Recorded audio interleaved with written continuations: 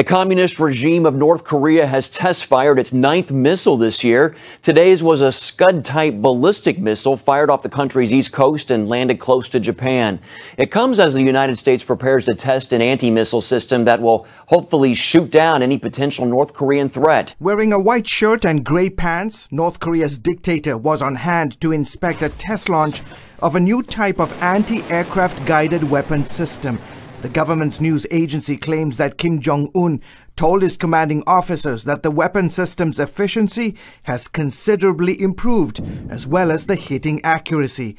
Japan's prime minister said his country simply cannot accept North Korea's repeated provocations. We cannot accept North Korea's belligerence, ignoring repeated warnings of the international community. We log strong protests against North Korea. Sunday's ballistic missile was fired off North Korea's east coast and landed in the waters of Japan's economic zone. South Korea says the missile traveled about 280 miles and reached around 74 miles in altitude. It is the latest in a string of recent test launches as the North seeks to build nuclear-tipped ICBMs that can reach the U.S. mainland. We always assume that with a testing program, they get better with each test. Secretary of Defense Mattis also warned that a war with North Korea would be catastrophic. Why do I say this? The North Korean regime has hundreds of artillery cannons and rocket launchers within range of one of the most densely populated cities on Earth, which is the capital of South Korea. We are working with the international community to deal with this issue. This regime is a threat to the region, to Japan, to South Korea. And in the event of war, they would bring danger to China and to Russia as well. Meanwhile, in a dramatic show of force, the U.S. now has 3 aircraft carriers in the region. According to Voice of America, the USS Nimitz has joined USS Carl Vinson and USS Ronald Reagan in the Western Pacific. This comes as America prepares to test an anti-missile system Tuesday that will simulate a North Korean strike, including an intercontinental ballistic missile for the first time. Japan and the United States have reportedly held joint Air Force drills following North Korea's recent missile launch. For more on this and other news from around the world, we turn to Noah Adam. So, Adam, the North's third missile test in as many weeks is testing the patience of Tokyo and Washington. That's right, it certainly seems that way, Mark. Japan's Kyodo News reports that the two countries' air forces carried out joint drills near the Japanese island of Kyushu. It was said to have been conducted on the same day Pyongyang carried out its missile launch on Monday. Now, according to Kyodo, 2 American B-1B bombers flew from a US base in Guam to join 2 Japanese F-15 fighter jets. They are known to have carried out joint exercises which included flights toward the Korean peninsula. Kyodo reported that the drills were aimed at bolstering bilateral defense capabilities and strategies to better deter threats posed by the North. North Korea is accusing the United States of flying its B-1B strategic bombers close to the inter-Korean border. Pyongyang's state-run media claimed that the B-1B bomber flew from Guam to Korea on Monday in a drill to practice dropping nuclear bombs.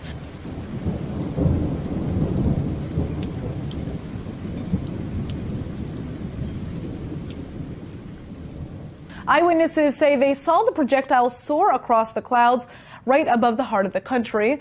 The Defense Ministry is holding back on telling us just what was being tested, although military experts are saying that it was probably a Jericho 3 intercontinental surface-to-surface ballistic missile.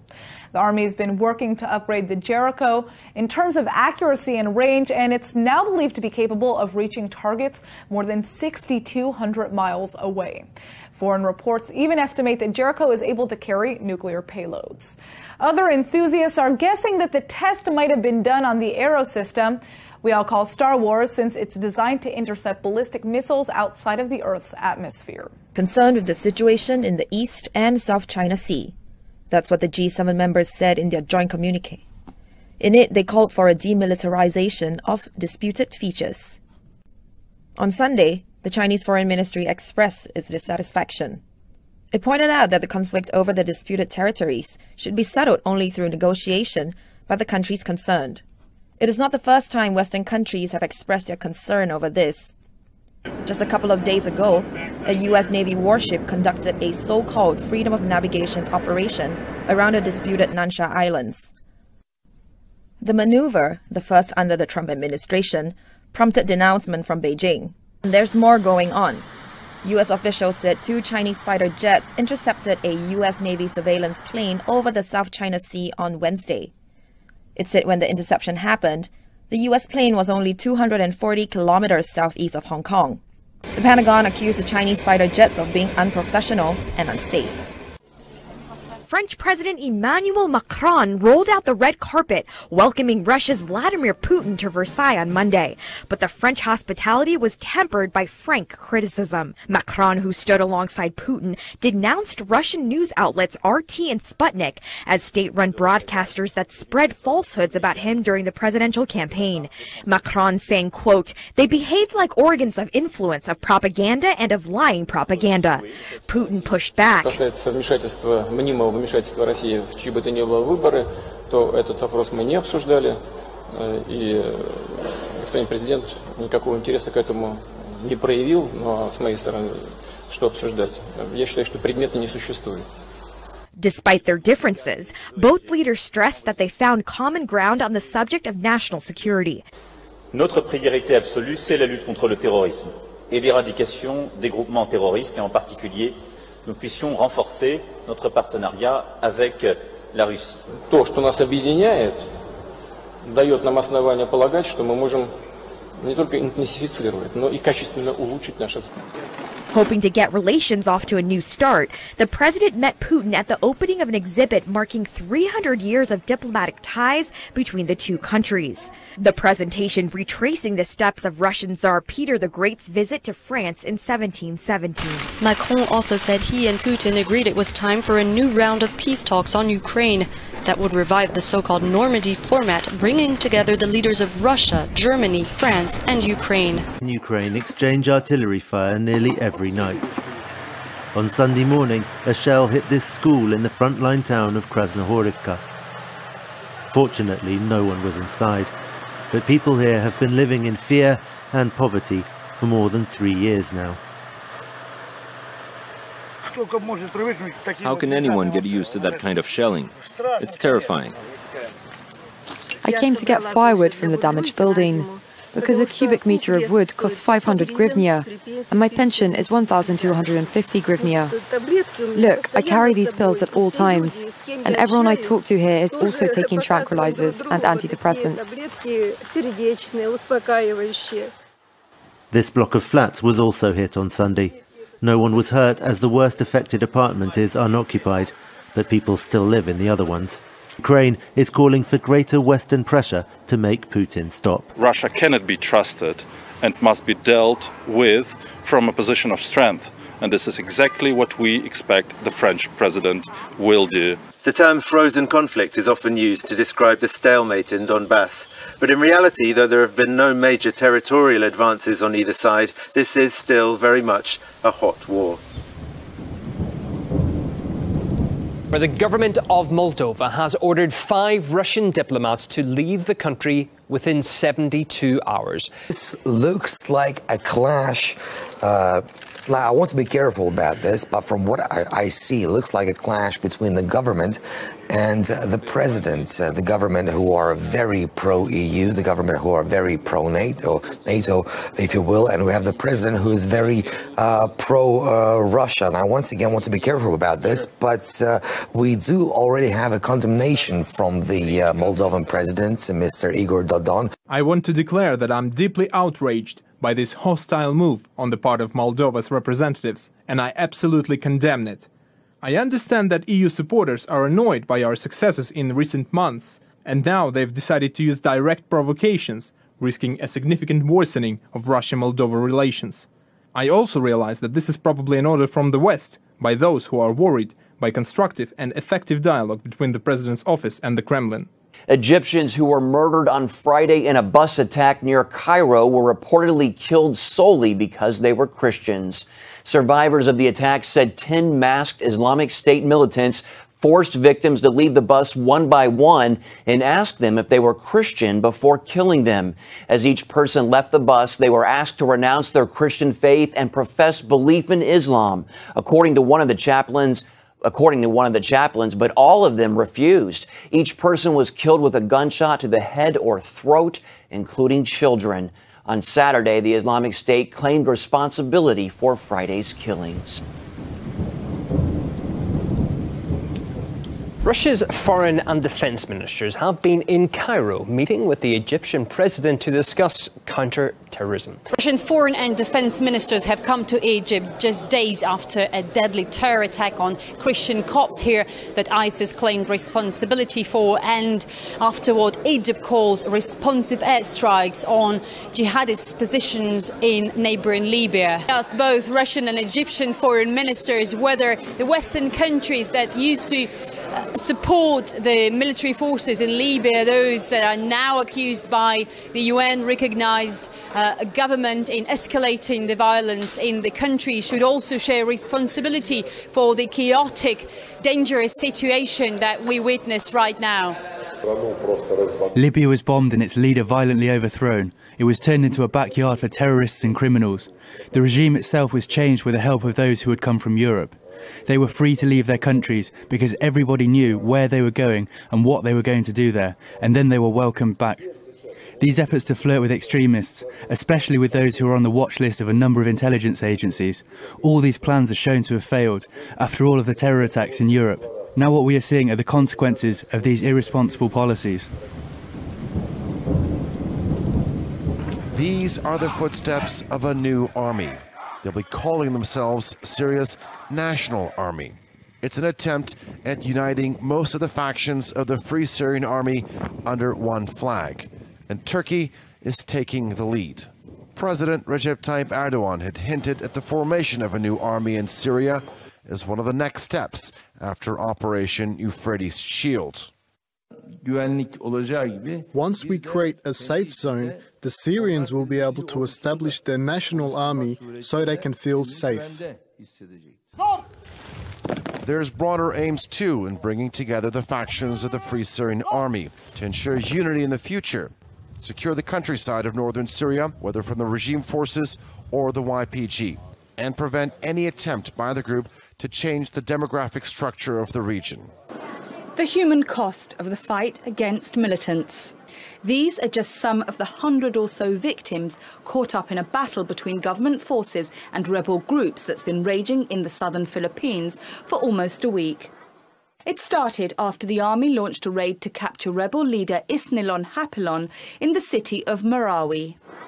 But the operation failed, and since then members of the Maute group have been torching buildings and fighting the military.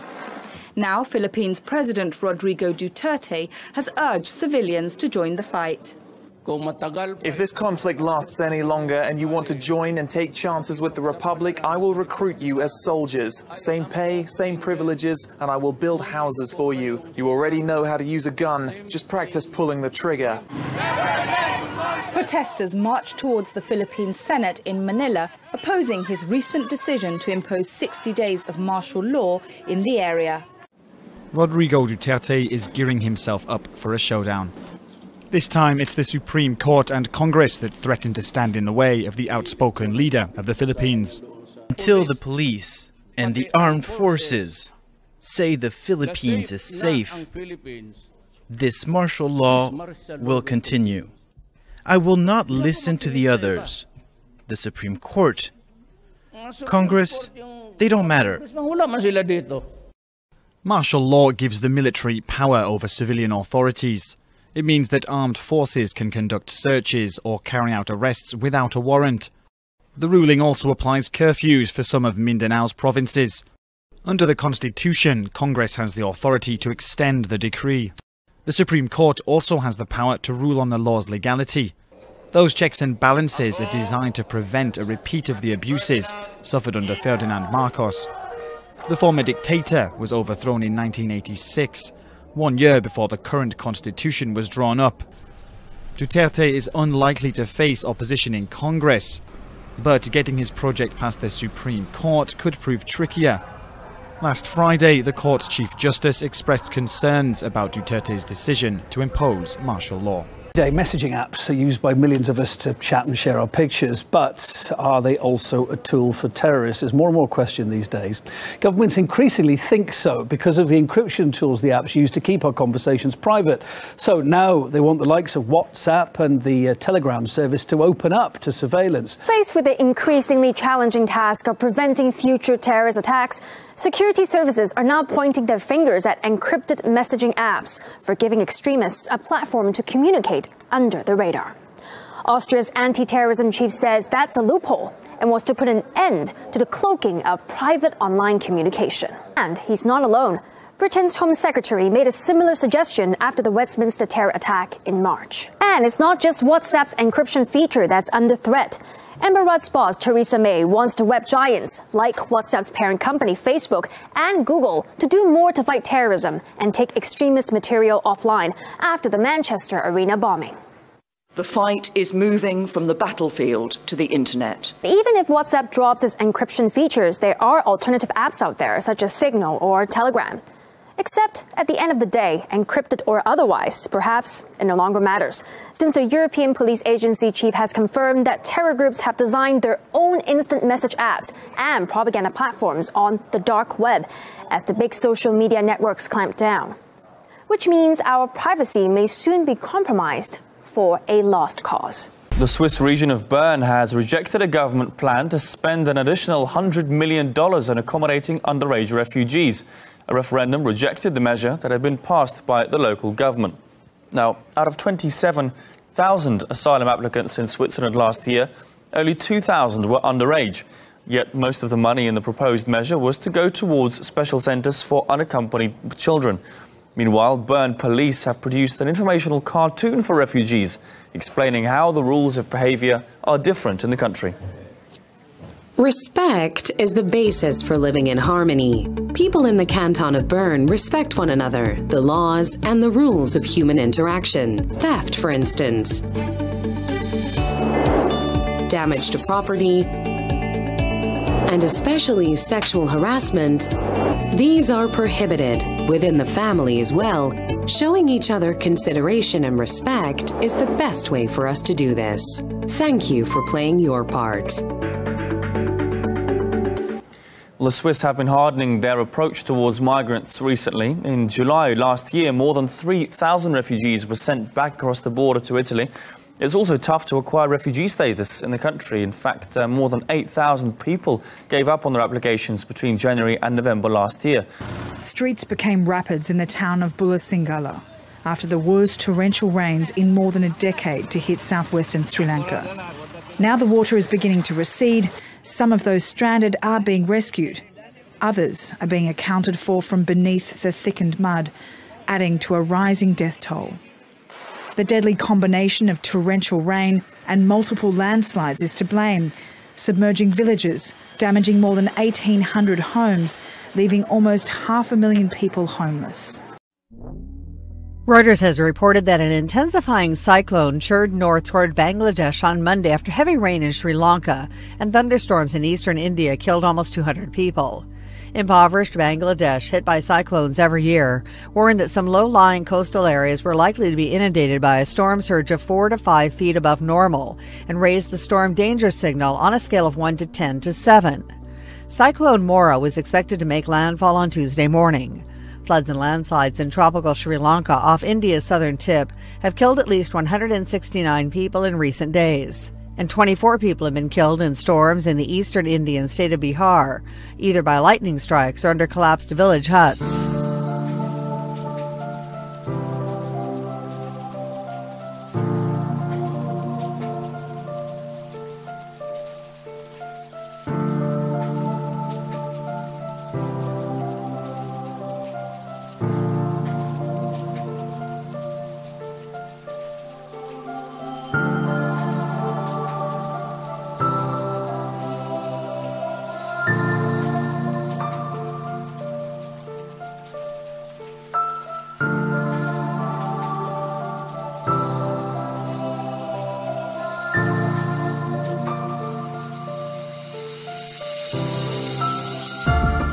volcano erupted off the coast of mainland Alaska over the weekend, prompting an emergency alert. The Alaska Volcano Observatory issued the highest aviation alert May 28th due to activity from the Bogoslav volcano on the Aleutian Islands. Pilots were strongly warned against flying in the area due to ash rising up to 45,000 feet into the sky. The eruption also reportedly triggered lightning and increased seismic activity. The eruption lasted just under an hour, and the emergency alert was downgraded within the day. The Bogoslav volcano sits in the path of frequent flights from Asia to North America. Ash clouds pose a threat to aircraft as the particles can cause jet engine failure, according to the United States Geological Survey. Activity on Bogoslav has reportedly tripled the island's landmass in recent years. The observatory says the volcano remains unpredictable and could spew more high-altitude ash clouds any time. In a forgotten corner of a Tampa graveyard, long after the military bestowed honors, Andrew Lumish spends his day returning glory to veterans' gravestones. They're completely ignored. They were forgotten. Without fanfare or even personal connection to the war dead, Andrew has spent the last 5 years restoring honor to those who fought for our nation. What is common among everybody's stones here? Each of the people that we restore are heroes. Heroes? Every one of them. Like Lewis Franklin Vaughan, who died September 26, 1918, when the Germans sank the USS Tampa. Andrew researched this sailor's story, discovering Lewis had been the family's only surviving child. By 1918, they had lost their 3 daughters. Every uncovered stone reveals a personal story. You're not going to read about Lewis Franklin Vaughan in the history books, but if I tell you that story and the sacrifice that he made for his country and the sacrifice that his family, made for their country, he's a hero. Yeah. Nicknamed the Good Cemeterian, Andrew has worked on upwards of 500 neglected headstones, some dating back to the Civil War. When the history buff posted World War II vet Joe Lazara's service on Facebook, the family saw it and responded. So he looks like he's in a uniform. Why? He was in infantry. Joe's 90-year-old brother Sam was touched by Andrew's devotion. Andrew didn't know your brother? No. Didn't know your family? No. What do you think of this stranger who's done this for you? God brought him down to us. Andrew Lumish never served in the military, but his service to these vets, an honor code all its own. Kerry Sanders, NBC News, Tampa.